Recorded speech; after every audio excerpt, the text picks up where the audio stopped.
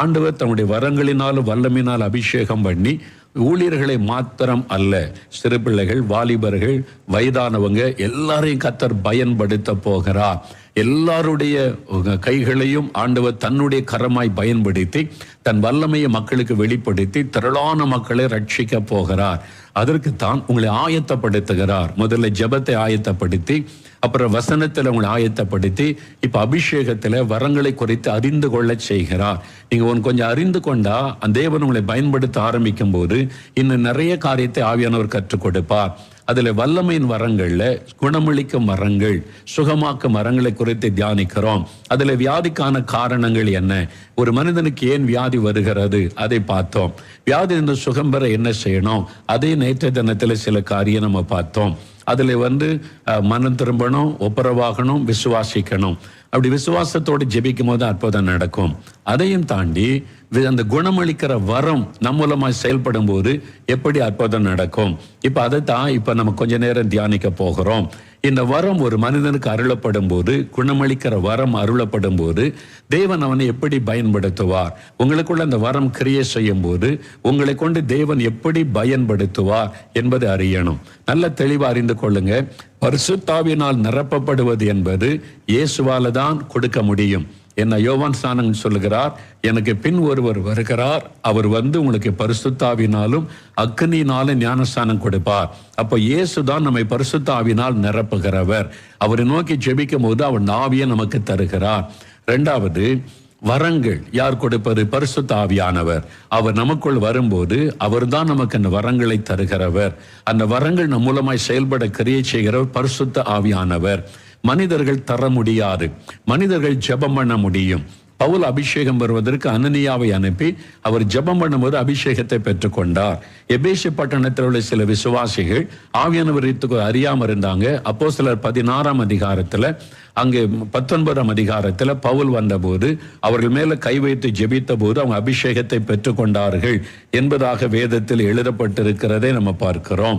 எபேசு பவுல் அவங்க கை வைத்த போது பெற்றுக்கொண்டாங்க. அப்போஸ்தலர் 19 அதிகாரத்துல இருக்கிறது. அப்ப அந்த மாதிரி பவுல் தீமோத்தேயுக்கு எழுதும் போது, உன் மேல நான் கை வைத்த போது நீ பெற்றுக்கொண்ட வரத்தை அனல் மூட்டி எழுப்பு. அப்போ ஒரு அபிஷேகம் பெற்ற ஊழியர்கள் மற்றவங்களுக்காக ஜெபம் பண்ணும்போது அவங்க பரிசுத்தாவின் அபிஷேகத்தை பெற்றுக்கொள்றாங்க, வரங்களை பெற்றுக்கொள்கிறாள் என்பதற்கு பைபிள் ஆதாரம் இருக்கிறது. ஆனா நீங்க அறிந்து கொள்ளணும், அந்த கை வைக்கும் போது அந்த அபிஷேகத்தை தருகிறவர் இயேசு. ஊழியக்காரன் கை வைக்கிறான், உதவி செய்கிறவங்களுக்கு அவ்வளவுதான். அந்த கை வைக்கும் போது வரத்தை தருகிறவர் ஆவியானவர். ஊழியக்காரன் வரத்தை கொடுக்க முடியாது, ஊழியக்காரன் அபிஷேகத்தை தர முடியாது. இதை நீங்க விளங்கி கொள்ளணும். ஊழியர்கள் ஜெபிக்கும் போது ஆண்டவர் அந்த அபிஷேகத்தை தருகிறார். ஊழியர்கள் கை வைத்து ஜெபிக்கும் போது ஆவியானவர் அந்த வரத்தினால் உங்களை நிரப்புகிறார். அதனால ஊழியக்காரன் மீது உங்களுடைய விசுவாசம் போய்விடக் கூடாது. இயேசுவின் மேலேயா உங்களுடைய விசுவாசம் இருக்கணும். வசனத்தை சரியா விளங்கி கொள்ளணும். கடைசி காலத்துல இந்த மாதிரி நான் உனக்கு அபிஷேகம் தருகிறேன், நான் உனக்கு வரங்களை தருகிறேன், கர்த்தர் இந்த அதிகாரம் எனக்கு தந்திருக்கிறார் என்று சொல்லிக்கொண்டு சிலர் எழும்புவாங்க, அவங்க வருவாங்க. அதுக்கு இந்த வசனத்தெல்லாம் காமிப்பாங்க. பாத்தீங்களா, பவுல் ஜெபித்த போது ஆவியானவர் இறங்கினாரா, அந்த அபிஷேகம் எனக்கு கொடுக்கப்பட்டிருக்குது, அந்த அதிகாரத்தை கர்த்தர் தந்திருக்கிறாரு, நான் ஜெபிச்சா எனக்கு அபிஷேகம் பெறுவீங்க, அப்படி வாங்க, அதுக்கு பதிவு பண்ணுங்க, அதுக்கு காசு கொடுங்க அப்படின்லாம் கேட்கிற கள்ள ஊழியர்கள் கடைசி காலத்துல வருவாங்க. இன்னும் சிலர் எழும்புவாங்க, பவுல் ஜெபித்த ஒரு பாத்தீங்களா வரங்களை பெற்றுக்கொண்டால தீமோத்தேயு, அந்த மாதிரி பவுல் மாதிரி அபிஷேகம் எனக்கு ஆண்டவர் தந்திருக்கிறாரு, நான் ஜெபிக்கும் போது உங்களுக்கு வரம் கிடைக்கும். உங்களுக்கு எத்தனை வர வேணும்? 3 வரம் வேணுமா, 4 வரம் வேணுமா, 1 வரம்னாக்க இவ்வளவு பணம் கட்டுங்க, இத்தனை வர வேணா இத்தனை பணம், இவ்வளவு பணம் கட்டுங்க, இப்படி சொல்லக்கூடிய ஆட்கள் எழும்புவாங்க. நீங்க வேணா பாருங்க, கடைசி காலத்துல வருவாங்க. எச்சரிக்கையா இருங்க, கவனமா இருங்க. நீங்க நல்ல வசனத்துல தெளிவா இருந்தீங்கன்னா இந்த மாதிரி ஏமாற்றப்படுகிற காரியத்துல சிக்கிக் கொள்ள மாட்டீங்க. கவனமா இருந்து நீங்க பணத்துக்கு பெற்று கொடுத்தெல்லாம் அபிஷேகமும் பெற முடியாது, வரங்களையும் பெற முடியாது. அதெல்லாம் இலவசமாய் ஆண்டவர் கொடுக்கிற ஆசீர்வாதம். தெளிவா இருக்கணும். சரியா? இப்ப சுகமளிக்கிற வரம், ஒரு மனிதனுக்குள்ள தேவன் அந்த வரத்தை கொடுத்து பயன்படுத்தும் போது என்னென்ன விதங்கள்ல அந்த வரம் செயல்படும்? ஒன்று, வார்த்தையினால் அந்த வரம் செயல்படும். இரண்டாவது, கை வைக்குதலின் மூலம் அந்த வரம் செயல்பட்டு அநேகருக்கு சுகத்தை கொடுக்கும். எண்ணெய் பூசி ஜெபிப்பதன் மூலம் அந்த வரம் செயல்பட்டு அநேகருக்கு விடுதலையை கொடுக்கும். மன்றாடி ஜெபிப்பதன் மூலம் அந்த வரத்தின் வல்லமை செயல்பட்டு ஜனங்களுக்கு சுகத்தை கொடுக்கும். இதுல முதலாவது வார்த்தையினால், நம்முடைய வாயிலிருந்து புறப்படுகிற வார்த்தையை பயன்படுத்தி அந்த வரம் செயல்படும் போது அற்புத சுகம் உண்டாகும். அதற்கு உதாரணமாக இயேசுடைய ஊழியத்தை பாருங்க. மத்தேயு 8:13 பார்த்தா, ஒரு நூற்றுக்கதிபதி இயேசுவிடத்தில் வருகிறார். வீட்டிலே என்னுடைய வேலைக்காரன் திமிர்வாதமாய் கிடந்து கொடிய வேதனைப்படுகிறான் வேண்டிக் கொண்ட போது ஒரு வார்த்தை சொல்லும், வேலைக்காரன் பிழைப்பான் என்று. இயேசு அங்கிருந்து ஒரு வார்த்தை சொல்றார், நீ போகலாம், நீ விசுவாசித்தபடி உனக்காக கடவுது என்றார். அதே நேரத்தில் வேலைக்காரன் சுகமாகி விட்டான். இயேசு அந்த வேலைக்காரன் மேல கை வைக்கவும் இல்லை, அவனுக்காக ஜெபம் பண்ணவும் இல்லை, ஒரு வார்த்தை தான் சொல்லுகிறார். நல்ல கவனி, இந்த இடத்துல அந்த வேலைக்காரன் சுகமாக வேண்டும் என்று இயேசு ஜெபம் பண்ணவில்லை, அல்லது அவன் மேல கை வைக்கவில்லை, அவன் பக்கத்திலே போகல, அவன் தூரமா இருக்கிறான். ஒரு வார்த்தை வாயிலிருந்து புறப்படுது, அற்புதம் நடக்கிறது. வார்த்தையிலே தேவன் வல்லமையை வைப்பார். இந்த வரம் செயல்பட அபிஷேகம் பெற்றவங்க, தேவனுடைய இந்த சுகமளிக்கிற வரம் உங்கள் மூலமா செயல்பட ஆரம்பிக்கும் போது உங்க நாவின் வார்த்தையிலே வல்லமை இருக்கும். நீங்க சொல்லுவீங்க, அவங்க சுகமாயிருவாங்க. நீங்க ஜெபம் கூட பண்ண மாட்டீங்க, அப்படியே அந்த வரத்தின் வல்லமை வெளிப்படுவதை பார்க்கலாம். அதே மாதிரி மத்தேயு 15:28 ஒரு கானானிய பெண் இயேசுவிடத்தில் வந்து தன் மகளுக்காக வேண்டுதல் செய்கிறாள். அதன் கடைசியில் அவள் தன்னை ஒப்பு கொடுத்த உடனே ஆண்டு சொல்றாரு, உன் சிறியே, உன் விசுவாசம் பெரிது, நீ விரும்புகிறபடி ஆக கடவுது என்றார். வீட்டில் இருந்து அவளுடைய மகள் அதே நேரத்தில் சுகமாகி விட்டாள். இயேசு இங்க இருக்கிறாரு, வீட்டில் இருக்கிற மகள் ஒரு வார்த்தை சொன்னார், சுகமாகி விட்டாள். அந்த விடுதலை உண்டாகிவிட்டது.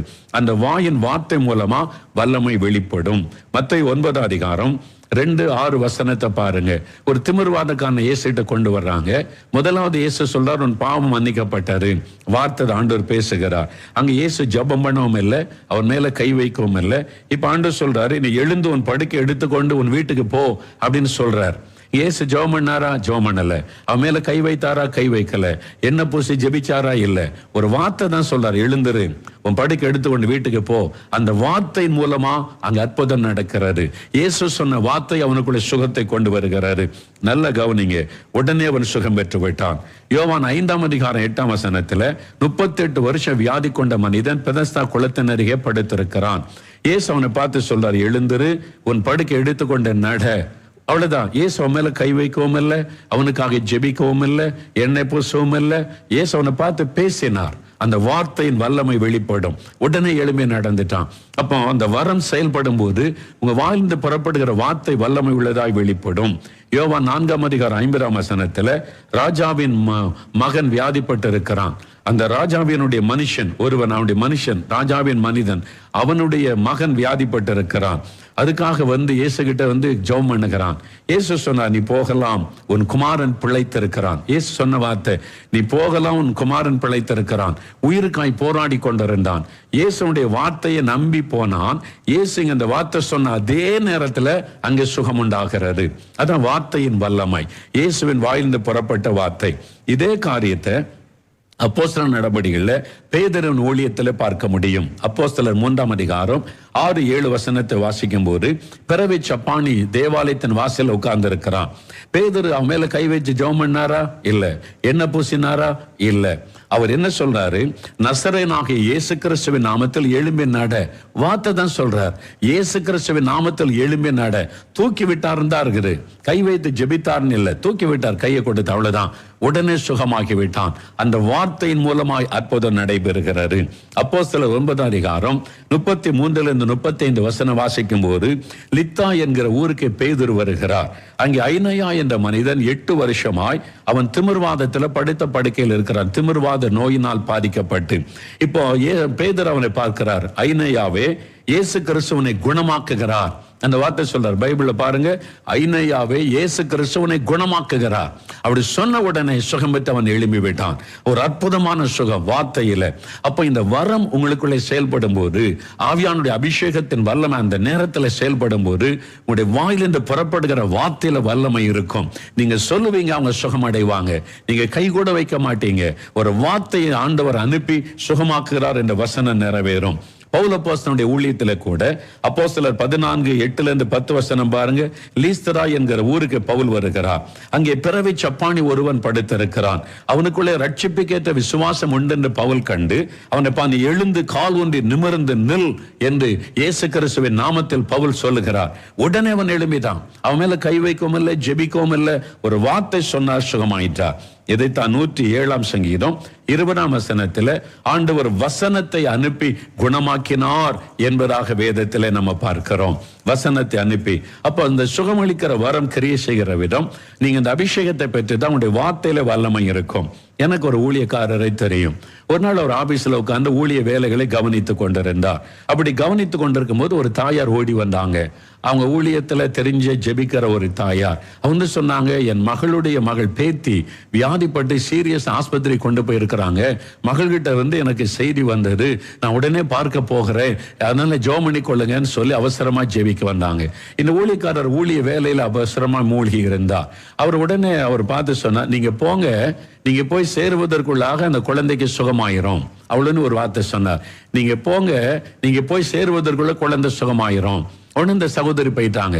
இந்த ஊழியக்காரர் ஜெபமே பண்ணல. அவர் எழுப்பி நின்று ஆண்டவரை குழந்தையை குணமாக்க நீ ஜெபிக்கவும் இல்லை, அதுக்காக வேண்டுதல் செய்யவும் இல்லை. ஒரு வார்த்தை சொன்னார், நீங்க போங்க, குழந்தை பிழைத்து இருக்கும். இவங்க போனாங்க விசுவாசத்தோட. இவங்க போய் சேர்றதுக்குள்ள குழந்தை சுகமாக்கி விட்டாரு. அவங்க திரும்பி வந்து ஊழியக்கார்ட்ட சொன்னாங்க, நான் ஜெபிக்கணும்னு தான் வந்தேன், ஆனா நீங்க ஊழியத்துல பிஸியா இருந்தீங்க, ஒரு வார்த்தை சொன்னீங்க, நான் அதை விசுவாசித்து போனேன். ஊழியக்காரனுடைய வாயில் இந்த வார்த்தையின்படியே கர்த்தர் செய்வார் என்று அதே மாதிரி சுகமாக்கி விட்டார்.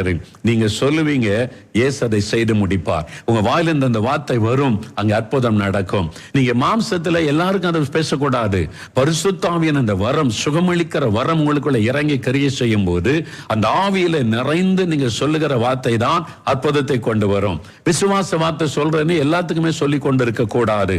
ஆண்டவர் தெளிவா சொல்லி அந்த வார்த்தை சொல்லும் போது உடனே சுகம் உண்டாகும். உங்க நீங்க பக்கத்து வீட்டுல, உங்க தெருவில், உங்க வேலை செய்யற இடத்துல, படிக்கிற இடத்துல கூட இந்த மாதிரி அற்புதங்கள் நடைபெறுவதை நீங்க காண்பீங்க. அதனால ஆண்டவரே இந்த அபிஷேகத்தை எனக்கு தாங்க, இந்த வரம் எனக்கு தாங்க, என்ன இந்த வல்லமையினால் நிரப்புங்கன்னு சொல்லி நீங்க ஜெபிக்கணும். சரியா? கடைசியா ஒரு காரியம் நான் சொல்லி இப்ப ஜெபிக்க போகிறோம். ஒரு சமயம் கனடா தேசத்துக்கு ஊழித்து போயிருந்தேன். டொரண்டோ பட்டணத்துல கடைசி நாள் கூட்டம். பல முறை நான் அந்த சாட்சியை சொல்லி இருக்கிறேன். வீல் சேர்ல ஒரு ஆளை கூட்டிட்டு வர்றாங்க, ஒரு சகோதரி. அவங்க கிறிஸ்தவம் கிடையாது, இந்து சகோதரி. அவங்க நெற்றியில் உள்ள அடையாளமே அதை காண்பித்தது. கணவரை கொண்டு வந்து அதை நிறுத்திட்டு, அவங்களுக்கு மோகன்தாஸ் யாருன்னு தெரியாது, கிறிஸ்தவ பற்றி பிரசங்கம் பண்ற ஊழியக்காரர் அவ்வளவுதான் தெரியும். சபை நிறைய ஆட்கள் இருக்கிறாங்க. பிரசங்கத்தை கவனமா கேட்டாங்க. ஜெப நேரம் வந்தது. அவங்க அழுது ஜெபிக்கிறாங்க, தன் கணவருக்காக ஜெபிக்கணும்னு சொல்லி. அவங்களுடைய எலும்புல கேன்சர் வியாதி வந்து டாக்டர் சொல்லிட்டாங்க, வாழ்நாள் முழுதும் நீ வீல் சேர் தான், எவ்வளவு நாள் உயிரோடு இருப்பாங்க தெரியாது, அப்பப்போ வந்து செக் பண்ணுங்கன்னு சொல்லிட்டாங்க. கேன்சர்னால எலும்பு பாதிக்கப்பட்டு இப்ப ஒரு வீல் சேர்ல இருக்கிறார். எனக்கு நல்ல ஞாபகம் இருக்குது. கடைசி பிரசங்கம் முடித்து ஜெப நேரம் வந்தது. எல்லாரும் ஜெபித்து கொண்டிருக்க, நான் கண்ணை மூடி ஜெபம் நடத்துறேன். திடீர்னு ஆவியானுடைய குரல் கேட்குது. ஆவியானவர் பேசுகிறார், அந்த வீல் சேர்ல இருக்கிற மகனை நான் குணமாக்கி விட்டேன், எளிமை நடக்க சொல் என்று ஆண்டவர் சொல்றார். அவருடைய குரல் என் உள்ளத்துல தெளிவா கேட்குது. நான் கண்ணை திறந்து பார்க்கிறேன், அந்த சகோதரி அழுது இயேசுகிட்ட ஜெபிக்கிறாங்க தன் கணவருக்காக. அவர் வீல் சேர்ல உட்கார்ந்து இருக்கிறார். ஆண்டவர் சொல்றாரு, அவனை எளிமை நடக்க சொல், நீ ஒரு வார்த்தை மாத்திர சொல், நான் அவனை குணமாக்கி விட்டேன்னு சொல் என்று சொல்லுகிறார். நான் பார்க்கிறேன், நான் அங்க இருக்கிறேன். அவர் ஒரு கிறிஸ்தவரும் அல்ல, முதல் முறை வந்திருக்கிறாரு. நான் சொல்லி அவர் எளிமை நடப்பாரா ஒரு சந்தேகம் வருது. அப்ப ஆவியானவர் திரும்ப சொல்றா, நீ சொல், நான் சொன்னதை சொல், இப்ப நான் அவனை குணமாக்கிட்ட சொல் என்று ஆண்டவருக்கு அவனை கட்டாயப்படுத்தி, அதான் அந்த வரம் கிரியை செய்யும் போது ஆவியானவர் விடமாட்டார், நம்மளை உந்தி தள்ளுவார். மாம்சத்துல சொல்லிடக்கூடாது, ஆசைப்பட்டு சொல்லிடக்கூடாது, ஆவியானவர் தெளிவா சொல்லணும். அதான் அந்த வரம் கிரியை செய்யும் போது அந்த ஆவியானவர் நம்மை உந்தி தள்ளுவார், விடமாட்டார். நான் முடியாதுன்னு சொன்னா கூட அவர் விடவில்லை, என்னை தூண்டுகிறார், சொல்லு, நான் குணமாக்கிட்டேன்னு சொல்லு. ஏன்னா இதுக்கு முன்னால நான் அப்படி பார்த்தது இல்லை, அப்படி சொன்னதும் இல்லை. அதனால நான் கொஞ்சம் யோசிக்கிறேன். மாம்சத்துல ஆவியானவர் தூண்டினதுனால நான் சொன்னேன், இயேசு உங்களை குணமாக்கி விட்டார் சகோதரனை, எழும்பி நடங்க, இயேசுவின் நாமத்தினால சொல்றேன். அவர் அப்படியே என்ன பார்க்கிறார், எழும்பல. ஏன்னா அவர் இதான் ஃபர்ஸ்ட் கிறிஸ்தவ கூட்டத்துக்கு வந்திருக்கிறார். எனக்குள்ள ஒரு எண்ணம் இப்போ, ஆனா ஆவியானவர் நல்லா தூண்டுகிறார், நீ சொல்லு திரும்ப. நான் சொல்றேன், இயேசுவின் நாமத்தில் எழும்பி நடங்க, இயேசு உங்களை குணமாக்கி விட்டார், ஆண்டவர் சொல்றாருன்னு சொன்ன பாருங்க. அவருடைய மனைவி அவர் கையை பிடிச்சு, நான் ஸ்டேஜில் இருக்க, அவங்க கீழே இருக்கிறாங்க, அவருடைய மனைவி கையை பிடிச்சு தூக்கி விட்டாங்க, நடக்க ஆரம்பிச்சிட்டார். அப்படியே நடக்கிறார். அவருக்கு சந்தோஷம், மனைவிக்கு சந்தோஷம், ஒரு அற்புதமான சுகம் உண்டானது. அடுத்த ஒரு வருஷம் கழிச்சு அடுத்த வருஷம் நாங்க ஊழித்து போயிருந்தேன் டொரண்டோவுக்கு, கனடா தேசத்துல. முதல் நாள் கூட்டம் முடிந்தாரு. ஒரு சகோதரர் வந்து நல்ல கோட்டு சூட்லாம் போட்டு அந்த கை கொடுத்து பிரைஸ் எல்லாம் பிரதர்னார். என்ன தெரியுதான்னு கேட்டார். இல்லையே, உங்களுக்கு தெரியலையே பிரதர், நான் பல வருஷமா அங்க வர்றேன், நீங்க புதுசா இருக்கீங்களேன்னு கேட்டேன். அவர் சொன்னார், போன வருஷம் கடைசி நாள் கூட்டத்தில் வீல் சேர்ல ஒருத்தர் வந்தாரு. ஆமா, நான் தான் அது. ஏசு என்னை குணமாக்கிட்டார்ல, இன்னைக்கு வேலைக்கு போறேன், நல்ல ஆரோக்கியமா இருக்கிறேன், டாக்டர்ஸ் எல்லாம் ஆச்சரியப்படுறாங்க. இயேசுக்கு எடுத்த சுகம் எப்படி நடந்துச்சு? நான் அவர் மேல கை வைக்கவும் இல்லை, அவருக்கு சுகம் கொடுங்கன்னு ஜெபிக்கவும் இல்லை. ஆண்டவர் ஒரே ஒரு வார்த்தை சொன்னார், எழும்பி நடன்னு சொல்லு. அந்த வார்த்தையிலே வல்லமை வைக்கிறார். ஆனா அது ஆவியானவர் சொல்லணும். நான் இஷ்டத்துக்கு பாக்குறேன், நம்ம எழும்பி நடங்க சரியாயிட்டுன்னு சொன்னா ஒண்ணு நடக்காது. ஆவியானவரிடத்துல அந்த வார்த்தை வரணும். அந்த வரம் செயல்படும் போது அந்த வார்த்தை தேவனிடத்துல இருந்து வரும். அப்பதான் அந்த அற்புதம் நடக்கும். இதை நீங்க விளங்கி கொள்ளணும். ஆண்டவரே, இந்த மாதிரி அற்புதம் என்னை கொண்டு செய்யணும் அப்படின்னு ஜெபிக்கலாமா? எல்லாம் எழுப்பினல்ல, எல்லாரும் ஜெபிக்கலாம். இன்னொரு முறை ஒரு விடுதலை பெருவிழா கொடுத்து போயிருந்தேன். ஒரு திரளான மக்கள் வந்திருக்கிறாங்க. ஒரு சகோதரன் ஆண்டவர் வெளிப்படுத்துறார். அதாவது அறிவை உணர்த்து வசனத்தின் மூலம் அவருடைய மனைவி வியாதி படுக்கையில வீட்டுல இருக்கிறாங்க. எழும்பி நடக்க முடியாது, படுத்த படுக்கை. அதனால மனைவியை கூட்டிட்டு வர முடியல. இவருக்கு துக்கம் என்னன்னா, என் மனைவி வீட்டுல இருக்கிறா, படுத்த படுக்கையா இருக்கிறா, இயேசுவே என் மனைவி குணமாக்கும் நீ. அப்ப கடைசி ஜெப நேரத்தில் ஆவியானவர் வெளிப்படுத்துகிறார். இப்படி ஒரு கணவன் தன் மனைவிக்காக ஜெபிக்கிறான். வீட்டுல இருக்கிறவருடைய மனைவியை நான் குணமாக்குகிறேன்னு சொல்லு என்று ஆண்டவர் சொன்னார். அப்போ நான் அவங்களுக்காக ஜெபம் பண்ணல, கணவர் ஜெபிக்கிறார். நான் சொல்றேன், இந்த மாதிரி ஒரு கணவர் வந்திருக்கிறீங்க, உங்க மனைவி வீட்டுல வியாதி படுக்கையில படுத்திருக்கிறாங்க, நீங்க வீட்டுக்கு திரும்பி போகும்போது அவங்க சுகமாகி இருப்பாங்க. இயேசு இப்பொழுது குணமாக்குகிறேன் என்று இயேசு உங்களுக்கு சொல்லுகிறார். வார்த்தை வெளிப்பட்டது. அவர் வீட்டுக்கு போனா மனைவி சுகமாகி படுக்கையில உட்கார்ந்து இருக்கிறாங்க. அடுத்த நாள் வந்து சாட்சி சொன்னார். ரொம்ப சந்தோஷமாய் மகிழ்ச்சி அவருக்கு. அவருடைய மனைவியை நான் பார்த்ததில்லை, கை வைத்து ஜெபித்ததில்லை. எப்படி இந்த அற்புதம் நடந்தது? வார்த்தை. அதனால தான் அந்த வரம் செயல்படும் போது ஆவியானவர் அந்த வார்த்தையை கொடுத்து ஆவியானவர் பேசும்போது அற்புதம் நடக்கும். உங்க மூலமா செய்ய போகிறார். நீங்க நிறைய பேருக்கு அப்படி சுகத்தை கொண்டு வரும்படி பயன்படுத்துகிற கருவியா இருக்க போறீங்க. ஆண்டவர்கிட்ட சொல்லுங்க, எனக்கு அந்த வரத்தை தாங்க, என் வாயில உங்களுடைய வார்த்தையை வையுங்க ஆண்டவரே. அப்படி தேவன் பயன்படுத்தணுமானா நீங்க பரிசுத்தத்துக்கு ஒப்பு கொடுக்கணும், வசனத்தை கவனமா தியானிக்கணும், எப்பவும் ஆண்டவருடைய பிரசன்னத்தில் ஆவியில நிறைந்திருக்கணும். அப்பதான் அந்த அற்புதம் நடக்கும். அதனால அந்த எப்பொழுதும் பரிசுத்த ஆவியில நான் நிறைஞ்சிருக்கணும். ஸ்கூலுக்கு போனாலும், காலேஜுக்கு போனாலும், வேலைக்கு போனாலும் எப்பொழுது ஆவியினால நிறைந்திருக்கணும். அந்த வல்லமை வரத்தை தாங்க ஜெபிக்கலாமா? எழும்பி நில்லுங்க. இதனுடைய தொடர்ச்சியை நம்ம அடுத்த வாரம் தியானிப்போம். சரியா? எல்லாரும் எழுந்துருங்க, ஜெபிக்கலாம். 2 நிமிடம் கருத்தா ஜெபிக்கணும். ஆண்டவரே, உம்முடைய ஆவியினால் என்னை நிரப்புங்க, அபிஷேகத்தினால் நிரப்புங்க. எனக்கு இந்த சுகமளிக்கிற வரம் வேணும், குணமளிக்கிற வரம். என்னை பயன்படுத்துங்க, என் வாயில உம்முடைய வார்த்தையை வையுங்க, என் கையை பயன்படுத்துங்க, என்னை அபிஷேகம் பண்ணுங்க. ஜெபிக்கலாம். எல்லா கண்களை மூடுங்க.